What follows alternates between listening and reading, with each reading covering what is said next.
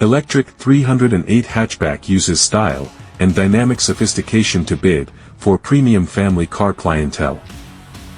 Design and styling.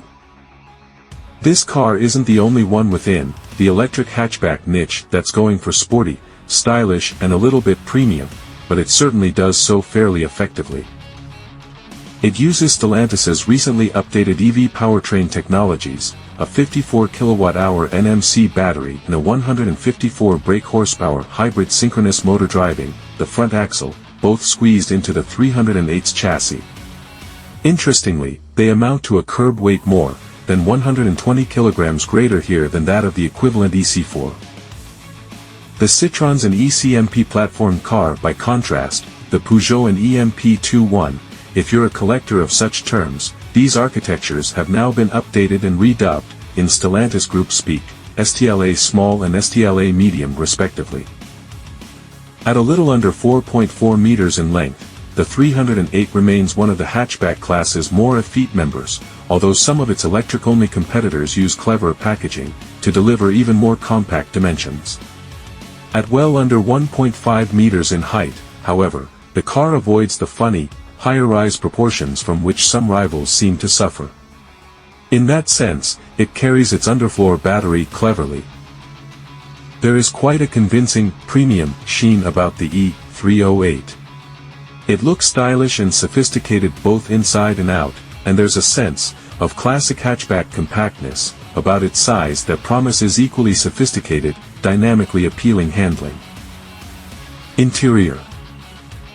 The E308 takes the third-generation 308's interior wholesale, the regular hatchback itself having been introduced only in 2021. It has quite a boldly sculpted fascia dominated by a central touchscreen infotainment system, with the car's primary control layout conforming to Peugeot's iCockpit ergonomic regime, which makes for a small, low-sprouting steering wheel, a high-set digital instrument pack, and a driver's seat position, you can see, the latter over the upper edge of the former's rim. Even lower tier, allure-trim cars get Peugeot's impressive iConnect 10 and touchscreen infotainment system, with its driver-selectable iToggle shortcut controls, allowing you to set your own quick-access permanent menu shortcuts for things like navigation, audio and driver assistance functions. These are a great aid to usability. Driver comfort is good, the quirky control layout working better in the 308 than in so many other, larger Peugeots. Material quality is high in places, with some harder, cheaper moldings robbing the car of a really consistent high level of fit and finish, but, on the eye at least, the impression of apparent quality is convincing enough. Second row space is limited, even by mid-sized hatchback standards, but growing kids or young teenagers would be happy enough back there, and that's precisely the compact second car vibe that Peugeot has always pursued with its Golf rivals.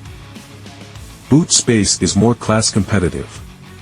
In the E308, you get less of it than you would in an IC model, but 361 liters below the load bay cover for the hatchback is acceptable.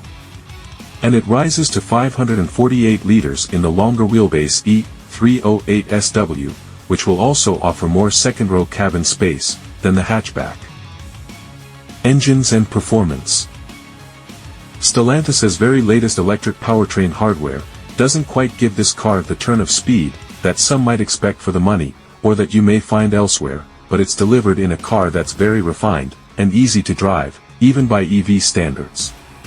There's no sense of deficiency about the quiet, progressive, pleasant way that the E308 accrues and carries speed, but it needs 9.8 seconds to get to 62 miles per hour from rest, in a class where something between 7 seconds and 8 seconds would have been closer to the norm.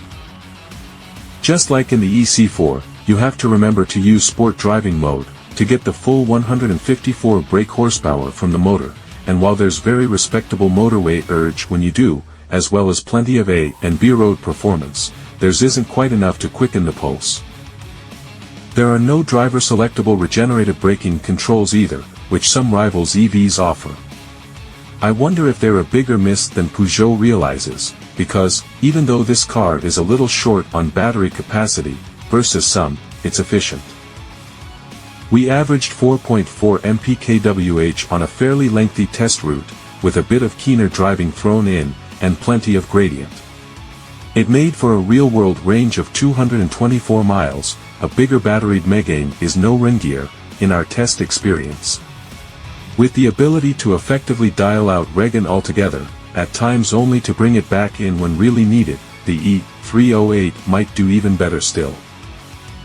That's a brief discussion for us this time. Don't forget to subscribe, like, comments and share for other latest video updates. Thank you.